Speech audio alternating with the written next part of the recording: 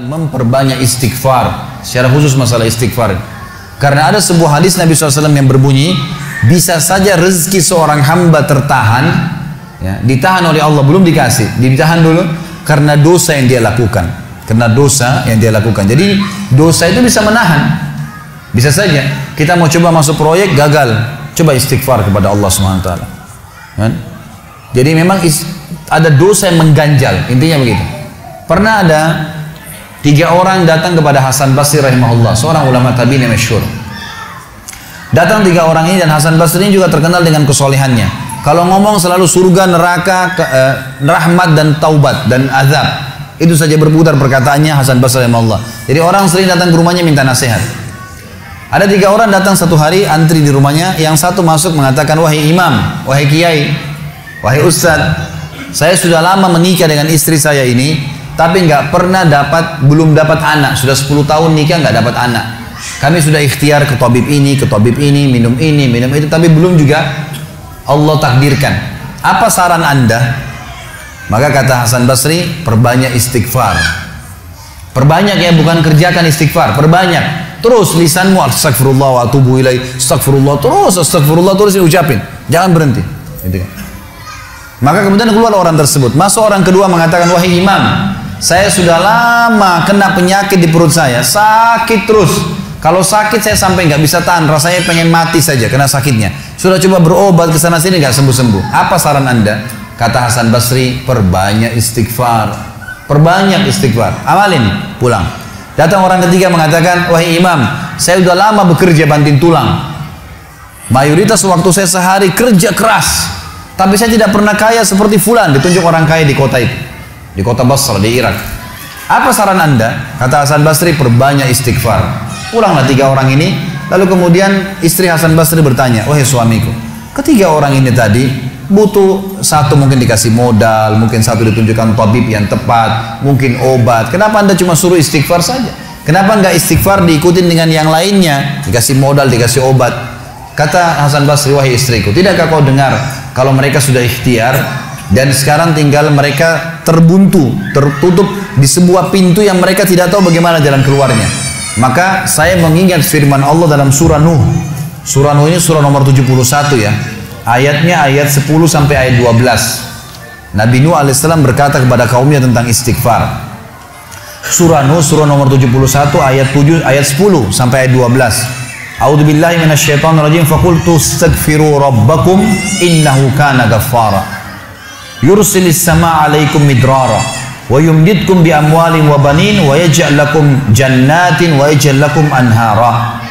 Kata Nabi, kata Allah Subhanahu wa taala, Nuh berkata kepada kaumnya, istighfarlah, minta taubatlah kepada Tuhan kalian, sesungguhnya Dia Maha menerima taubat hamba-hambanya. Manfaatnya Dia akan menurunkan untuk kalian dari langit midrara. Midrar kata para ulama tafsir bisa berarti hujan yang lebat, bisa berarti rezeki yang non-stop, terus dikasih sama Allah bertubi-tubi. Dan dengan istighfar Allah akan memperbanyak harta dan keturunan kalian, dan Allah akan jadikan kebun-kebun kalian lebat, dan Allah akan suburkan juga seluruh sungai-sungai kalian. Jadi di sini manfaat daripada istighfar. Ada kisah yang lain teman-teman sekalian, kisah Imam Ahmad rahimahullah. Imam Ahmad rahimahullah dari 4 madhab tadi, Abu Hanifah, Malik, Syafi'i dan Ahmad. Ahmad bin Hanbal muridnya Imam Syafi'i. Madhab yang keempat. Imam Ahmad rahimahullah di akhir hidup beliau ulama besar hadis. Di akhir hidup beliau pernah terlintas di benaknya untuk mendatangi sebuah kota di Irak. Kenapa ke sana nggak tahu. Pokoknya pengen ke sana gitu. Imam Ahmad pergi ke sana. Tiba di kota itu, tapi saya tidak temukan dalam riwayat ini kota apa yang dimaksud. Tiba di kota itu, Imam Ahmad tiba azan maghrib. Lihat masjid, ada satu masjid, masuk masjid itu sholat berjamaah. Orang nggak tahu dia, karena zaman dulu orang tidak ada foto, tidak tahu lihat bagaimana wajah siapa orang ini, nggak kenal. Habis sholat maghrib, Imam Ahmad duduk sedikit baca Al-Quran. Azan isya dia ikut sholat. Selesai isya, Imam Ahmad pergi ke pojok masjid, mau geletak tidur. Marbot masjidnya datang, dekatin. Wahai syekh, syekh ini dalam bahasa Arab 3 artinya. Bisa satu dari 3. Bisa orang tua, syekh. Bisa orang alim, bisa orang kaya. Jadi tidak selamanya kalau antum dipanggil di Saudi syekh dianggap orang alim gitu. Bisa saja orang tua gitu kan. Dipanggil, hai Syekh, orang tua maksudnya. Ngapain anda di sini? Kata Imam Ahmad, saya musafir, nggak kenal orang siapapun di kota ini. Besok pagi saya mau pergi, nggak ada tempat nginap, saya mau nginap di sini. Karena zaman dulu nggak ada penginapan-penginapan kayak kita sekarang, banyak hotel segala gitu. Kata marbotnya nggak bisa, masjid nggak boleh tidur. Kata Imam Ahmad, saya didorong-dorong keluar dari masjid. Orang ini nggak tahu kalau ini Imam Ahmad, kalau tahu mungkin diundang ke rumahnya. Tapi ini marbot, masya Allah, istiqamah nih gitu. Keluar dari masjid, ditutup pintu masjid sama dia. Imam Ahmad lihat orang yang sudah pergi, Imam Ahmad lihat ada teras masjid, tidur di teras masjid. Balik lagi marbotnya. Wahai Syekh, ngapain sini? Musafir, mau tidur, nggak ada tempat nginap. Nggak bisa Syekh. Teras pun nggak boleh, peraturan. Ini saya bilang tadi istiqamah luar biasa. Imam Ahmad bilang, saya didorong-dorong ke jalanan. Dorong ke jalanan. Waktu saya lagi didorong ke jalanan, ternyata masjid bersebelahan dengan kios penjual roti. Ada satu orang penjual roti di sebelah masjid. Lalu dia mengatakan, Syekh, dipanggil Imam Ahmad, silakan ke tempat saya. Imam Ahmad pun datang. Dia bilang, saya punya rumah tidak jauh dari sini, ini kios saya, ada ruangan tempat tidur saya. Silakan anda pakai nginap, besok anda mau pulang silakan. Kata Imam Ahmad menceritakan tentang keadaan dia dengan penjual roti ini. Dia bilang, ada satu perilaku penjual roti ini yang unik. Imam Ahmad tertarik dengan itu.